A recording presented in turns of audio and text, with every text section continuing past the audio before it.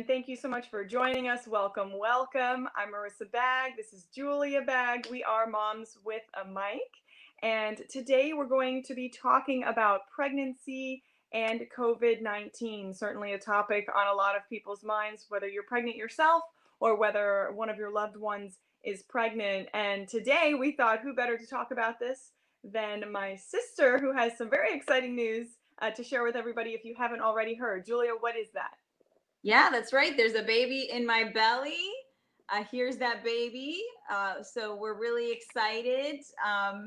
Actually sort of looks like an astronaut a little bit. We don't know the sex. We want to be surprised because we're crazy. But if you're out there and you're pregnant or you're trying to get pregnant, you probably have a lot of questions. Where do things stand now with COVID-19, right, Marissa? That's right, and we know things have been changing. I myself gave birth to my son back in April when all of this was just starting to unfold. Certainly, a lot of anxiety at the time. I spoke to a lot of other pregnant women. We didn't really know what to expect, but we've been through that. It's several months later. Now my sister's pregnant, so we're kind of both on either end of the spectrum. Thank you so much for the congratulations. So we just thought, what wisdom can we impart or advice can we give to anybody else who's in this situation, from having gone through it myself, and then of course my sister going through it now, and because she's still meeting with her doctors and preparing for the birth of her baby later this year. So for that, we are joined by a very special guest this morning. We'll go ahead and bring her on with us. Hi. Delisa Skeete Henry. Good morning, Dr. Skeete Hi, Henry. good morning. Thank you for having me. Thank you. I really appreciate it, and look forward to this discussion. Us too. And so Dr. Skeete Henry is a board-certified obstetrician and gynecologist. She's a native of Guyana, and she grew up in Miami. She also is a proud graduate of the University of Miami, where she also went to medical school, and she operates her own private practice, Serene Health OBGYN, and that's in Fort Lauderdale. And she provides her services at Broward Health. So you might even be a patient, or maybe you know Dr. Skeete Henry, and you're going to get to know her a little bit more this morning as we ask her to share some of her wisdom with us, right, Marissa? Definitely.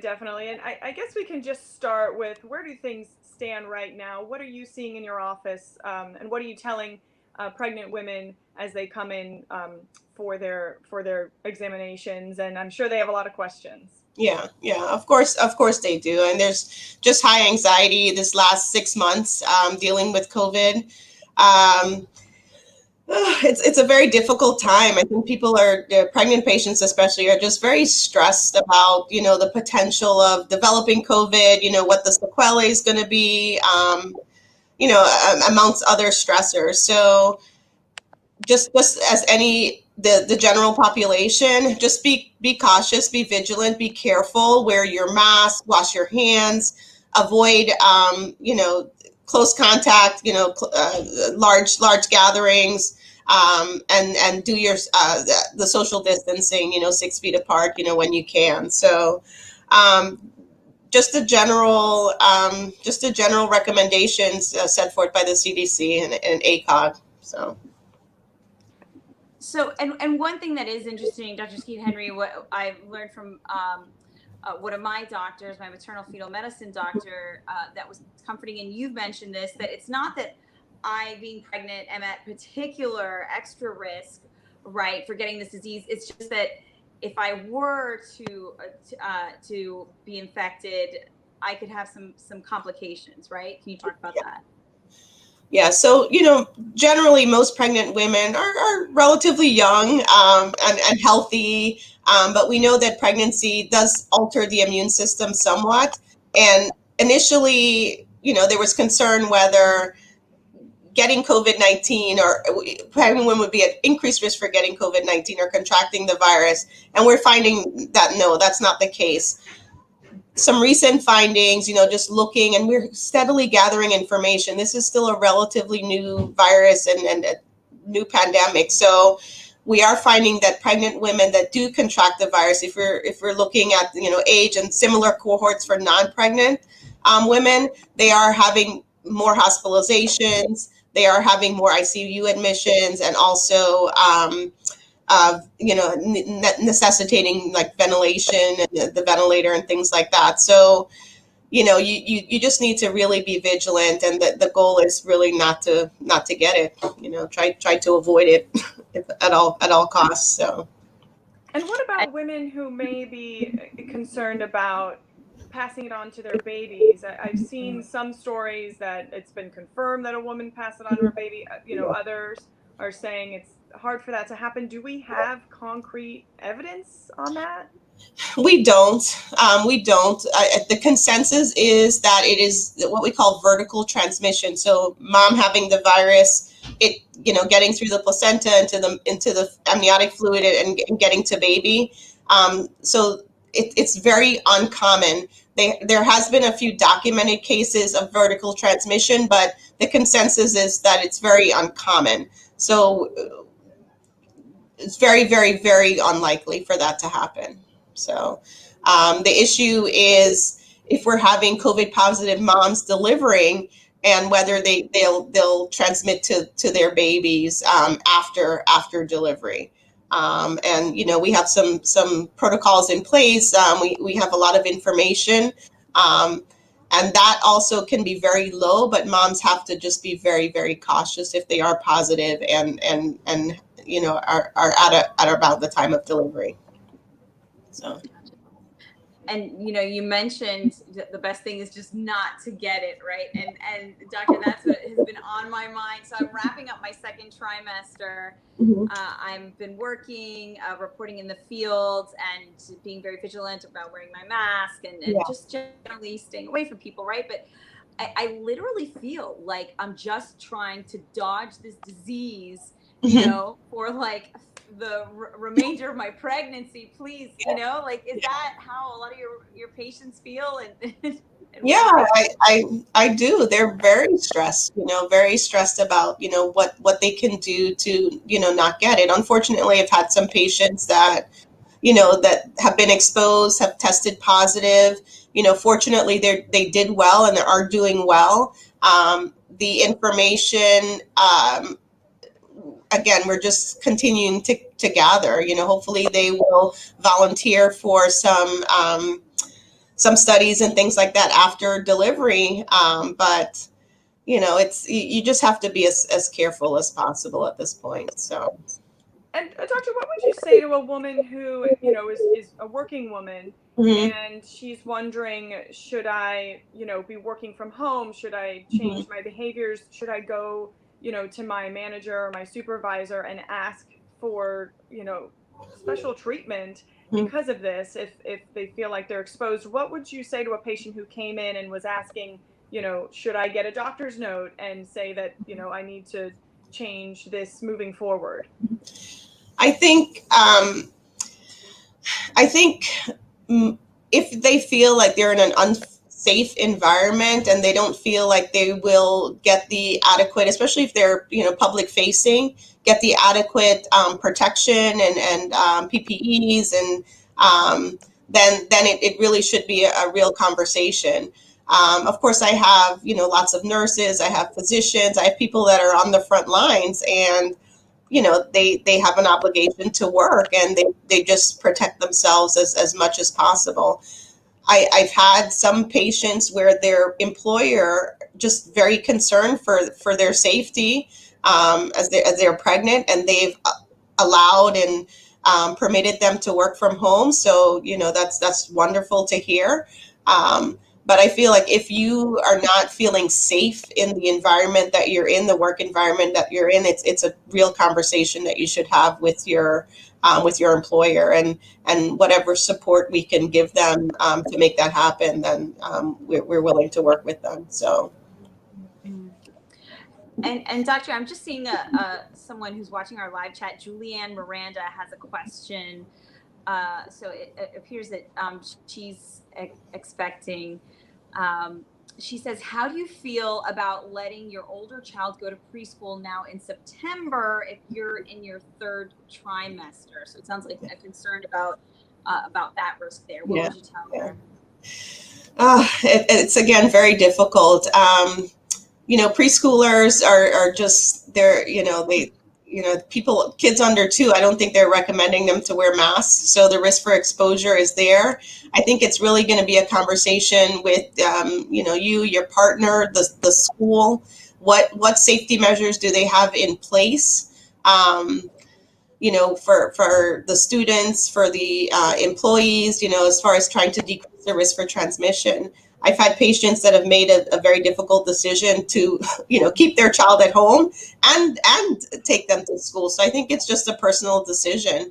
But it's really just a conversation with the school, your family, and it's not an easy decision. Certainly, if you could keep the child home, the potential risk for exposure is going to be less. So. And that's been an ongoing conversation in my household because we have a newborn. He's 4 months old now. My daughter's 2.5.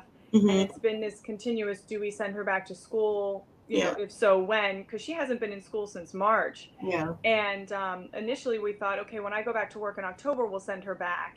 And then, we have mothers and mothers-in-law who don't like that idea. Yeah, so it's we're pushing it back till the beginning of next year. But I did realize recently, nobody in my household, thank God, has been sick in this whole time. I mean, we've completely changed our behavior. We've been home. Yeah. And it's just amazing. None of the 4 of us have been sick. And my mother-in-law mentioned, well, that's because your daughter's not in preschool. I was like, oh, good point. Yeah. And it's a stress at home to have the children home, but it's a blessing that we've been healthy. Yeah. Yeah, it's true. It's a very difficult decision, very difficult. So. And I know that what I keep watching, doctor, is I'm watching those numbers, the statewide numbers that get published every day, and obviously we're expecting the latest numbers shortly too. I'm encouraged by the trending downward. Are you encouraged, or tell me how you're feeling about that? I am. I know COVID-19 is here to stay. It's not going to go away, but the trending downwards is just reassurance that hopefully we can get back to some semblance of normal. So, and I don't watch the numbers every day, and I tell my patients, don't turn the news off. Don't watch it every day, because that can be really a source of stress. Don't be ignorant to everything, but just just try to decrease the stress surrounding it. But the downward trend is encouraging. So. And Dr. Skeete Henry, so I gave birth in April. That's when all of this was just ramping up. I think we were 6 weeks into the pandemic.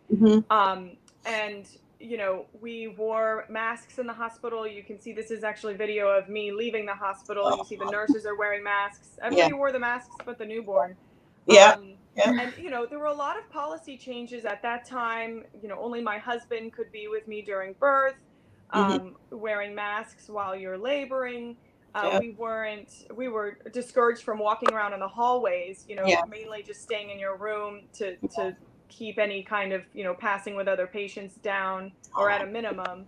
I know that they're taking temperatures when you come in, obviously asking a lot of questions if you've been traveling. So what kinds of things, of that sort can women expect going to the hospital now? Has any of that changed, or does that sound pretty common for today? It sounds standard today. Did they also test you as well? Were you tested? So they didn't test me at the time.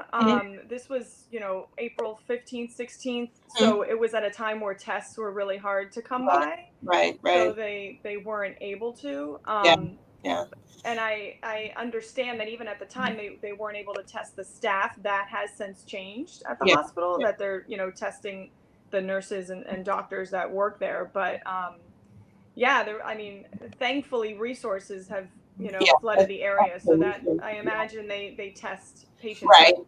So I can't answer to all hospitals, but I assume most are very similar as far as what they're doing. So as it stands today, any pregnant patient coming into the hospital that's deemed going to be admitted is tested. I mean, we at Broward Health, we test everybody that's admitted. We do a rapid ABID test, and we do have some other resources as well. But they're tested. We're getting results within about 20 to 30 minutes. If they are COVID negative, they go to, a regular labor room. We do have negative pressure rooms for patients that are testing positive. And of course, the staff taking care of those patients are in full PPE, and all the regular protocol for COVID positive patients. So if you're COVID negative, you're in a regular room. They still encourage masks, not only for your safety, but we also know that there's potential for false negatives, and so your safety and staff safety. Certainly, labor is intense. Pushing is intense. It's very difficult to keep a mask on, 24/7. So it's not unusual for a COVID negative mom. You walk in and the mask may be intermittently off, depending on where they are in their contractions and pushing. So they are still limiting to one visitor. As our numbers hopefully start to drop, a lot of my patients use labor support. They use a doula, or they'll have some sort of labor coach with them. Typically, they haven't been able to do that, the majority of patients. So hopefully, as the numbers start to drop, we can start to implement that as well. But usually, it's just the partner. And we're also just doing early discharges if at all possible. So vaginal delivery, it's not unusual now for patients to be leaving after about 24 hours. And that's if mom, of course, is stable and baby is stable and deemed clear to leave within the 24 hours with close follow-up with their pediatrician.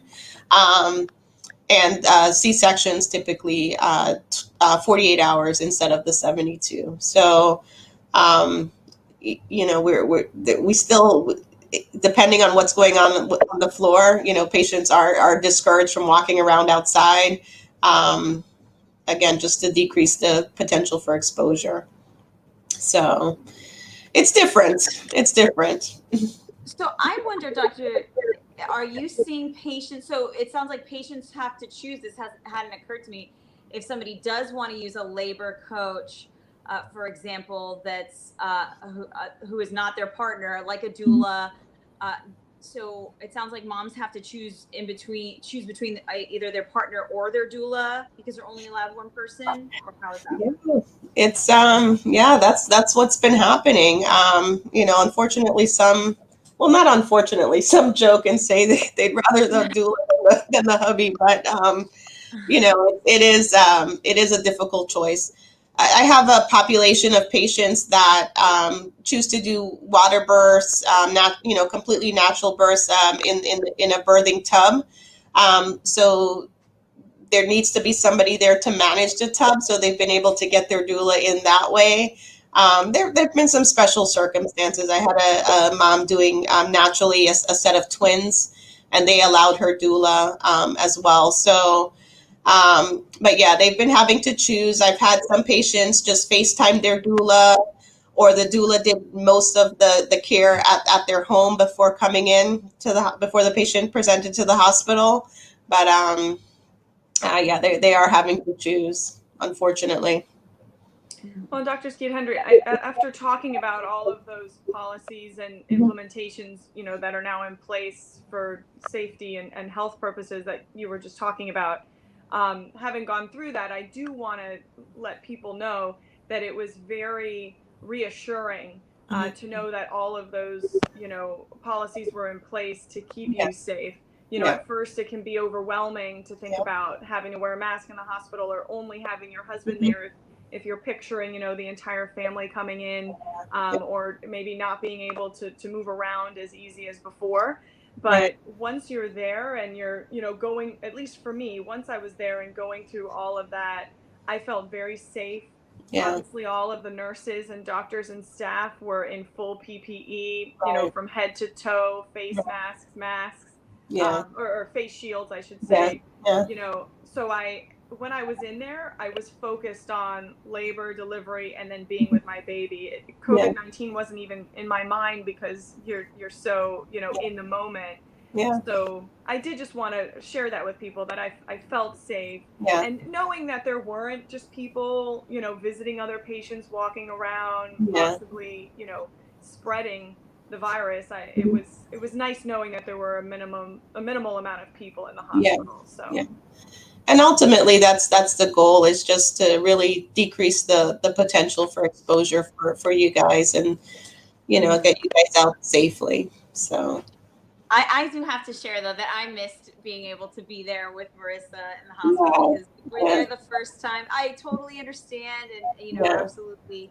And maybe it worked out because I was watching her daughter at the time, and she was having a blast with my son. yeah, So it made for a different experience. And then, when they did get to meet, both big sister meeting new little brother, and my son meeting his new little cousin. That was great. At the same time, I am excited. So I've gone to all of my OB appointments by myself, except for the one time. I have to tell you this. The one time that it happened to coincide with an appointment that my sister had, and I ran into her, and she's like, "How did you get in here? How did you, sneak your way in here?" right. And that's how she found out I was pregnant. Right? That was on New Year's. I was pregnant. it was like a That, light that bulb moment. I was Yeah, like, the only way you can be here is if you're pregnant, Julia. And then I was I like, know. oh my gosh, it was pretty awesome. you were That was outed. You were outed. I know I had to, right? That was so great. But so at my last appointment, I just found out that my husband will be able to attend my next appointment for the first time. He's Yeah, gone to, baby number one, he came to almost yeah. all, yeah, and this time he hasn't been to any. So at least I'm looking forward to that. Are you relaxing restrictions, or are you is anything changed? I guess for as Well, far as your practice. we've gone through like drastic changes. Initially when things when we shut down back in March, we went completely telehealth. So we had pregnant patients buy their little tape measures, buy blood pressure cuffs, get their Dopplers. We did complete telehealth. Um, we did a few home visits for moms that were very close to delivery, and honestly as well, we did a few home births as well. Some moms did not feel safe coming to the hospital at that time. And you have to remember, initially back in March and April, there was not a lot of information. There was just a lot of fear. So we pivoted a little bit there. We opened back up in May, and we felt that the telehealth visits worked very well. So in order to decrease the flow in the office, we've combined both in-office visits and telehealth visits. And we felt that some visits can be done remotely, or could be done remotely. Um, so we're trying to do a combination of both.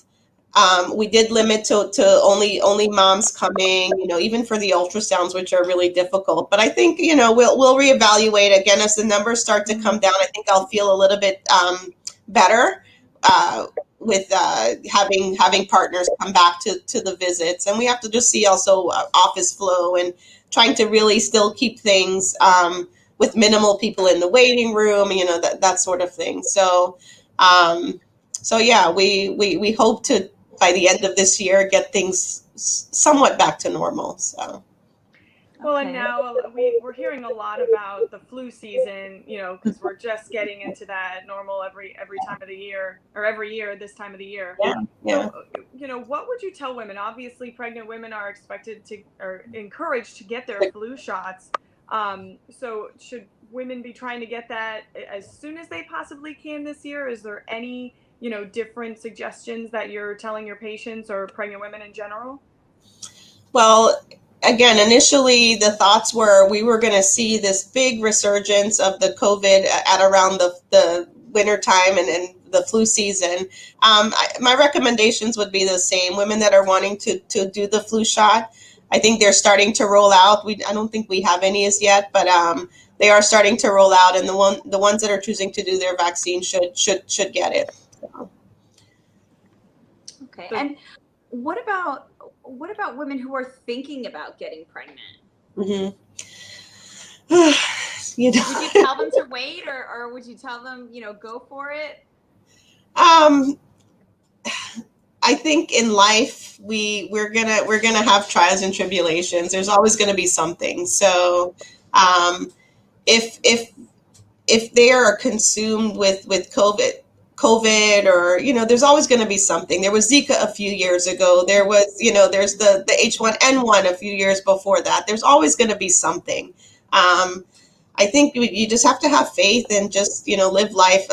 I think most people are choosing not to actively try now. We are getting some, I call them COVID conceptions, just because they're home and there's a lot of times nothing to do. So Julia is shaking her head. So yeah, we'll manage the pregnancy as safely as possible. Some women are dealing with like timelines. They may be getting a little bit older. It's just very hard to say, okay, just delay it until this is all cleared. Who knows when this is going to be cleared completely? So, it's comforting to know that things are not so dire that you would suggest 100% not to try to get pregnant right now. No, we're managing. And I think overall patients are doing well. So, what would it take? I mean, obviously, like you mentioned, Doctor, we don't know, how much longer it's going to be until this is all clear, right? But what could you describe a scenario where you would feel much better about this whole COVID situation? What is it? Is it, low numbers, low positivity rates, or what do you want to see? Definitely the numbers to continue to decrease.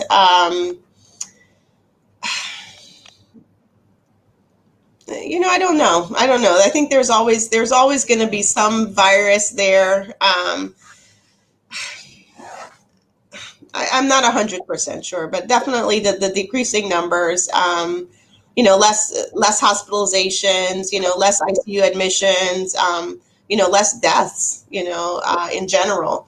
So I think once we're seeing that, I think we'll be okay. So. Well, and I did want to share with you, we've been seeing some comments, people singing your praises, saying, Dr. Skeete, she's the absolute best. Dr. Skeete, she delivered my first son. Now she's about to deliver my next, Team February 2021. Okay. So you clearly have some fans that are watching. Yeah, they're sweet. My patients are very sweet, so yeah, I'm thankful for them. I have to say it's easy to fall in love with your OB. Oh yeah, definitely. You all are wonderful and we know and you incredibly professional. Doctor, we know you performed some home births during the height of this. Yeah. But Easter Sunday.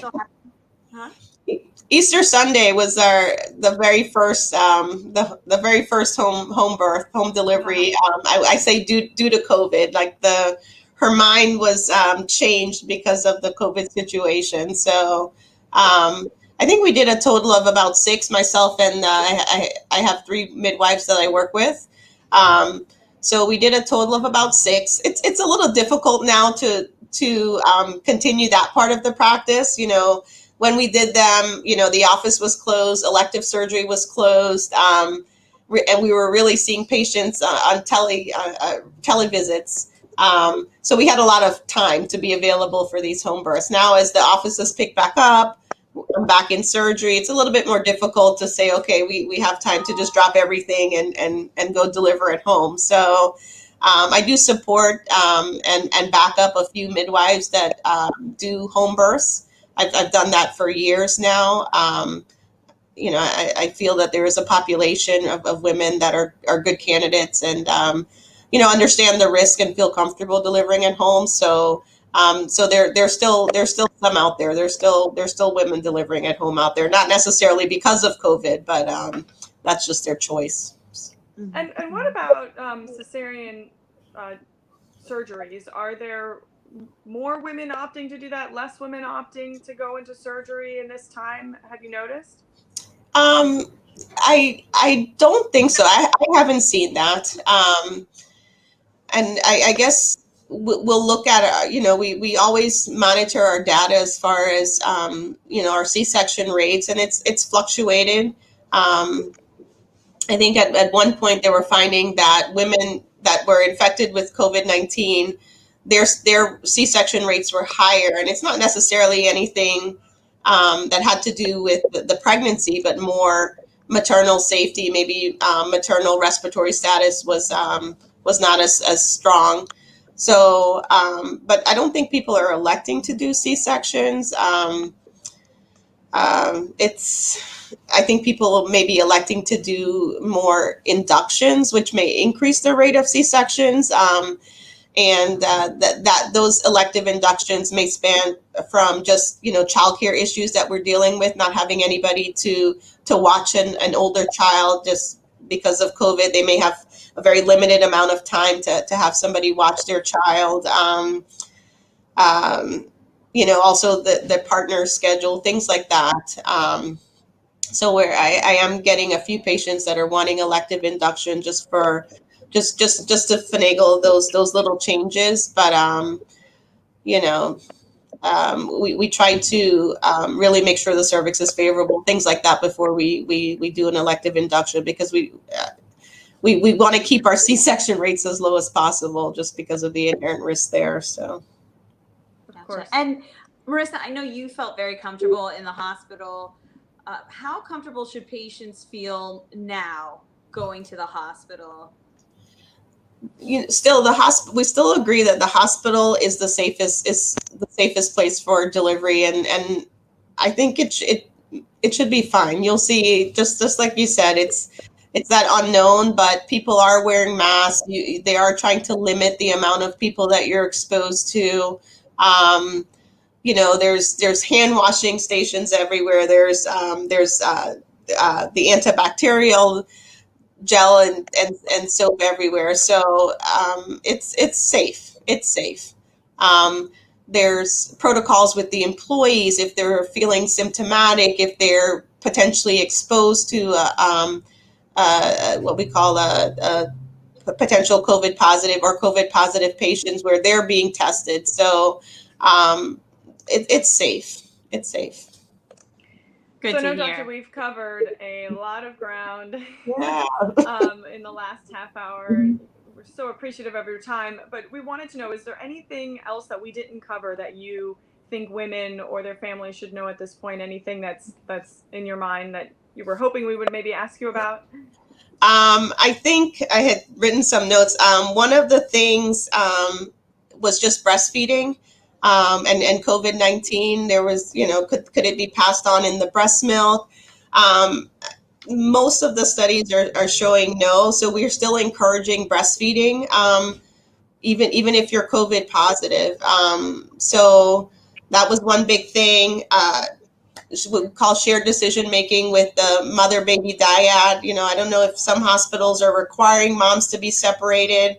Really, that's not a requirement. If you're wanting to, keep that dyad and continue to room in with your baby, it's possible. I mean, there with certain precautionary measures that can be achieved. So so that was just another thing that I had written down that we didn't get to, was the breastfeeding and the potential rooming in if you are COVID positive. So.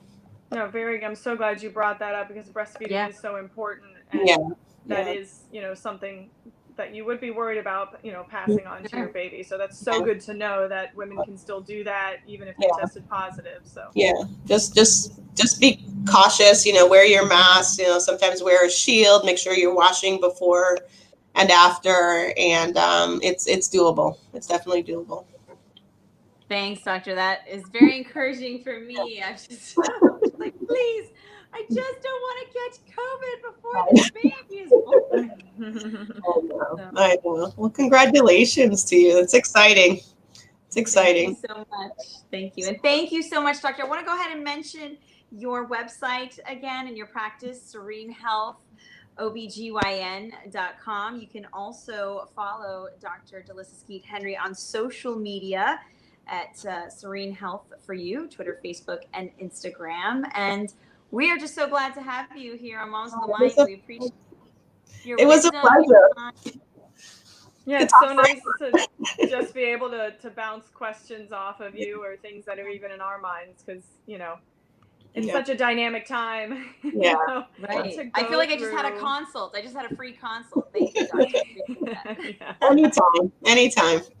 Well, thank you so much. Good luck, obviously, moving forward. Blessings to you and all the women that you're taking care of, all those families. It's just wonderful to see what you're able to do and how much it means to people. Yeah, thank you so much. It was a pleasure. Good luck to you Absolutely. guys. Thank you, doctor. And also thanks. I want to give a shout out to your fabulous office manager, Dorinda Oh, Washington. Many okay, thanks how to much did her. she pay you? She set this up on Yeah, her vacation, so we yeah, appreciate that. yeah. I appreciate her as well, and all my staff. They're wonderful. So we definitely wouldn't have gotten through all of this without them. So thank you guys. I know they're listening. Thank you. Take All care. right. All right, Thank you, take care. doctor. We'll be in touch. Thank you so much. Okay, Thanks for watching bye bye. Balls of the Mic. Bye. Bye.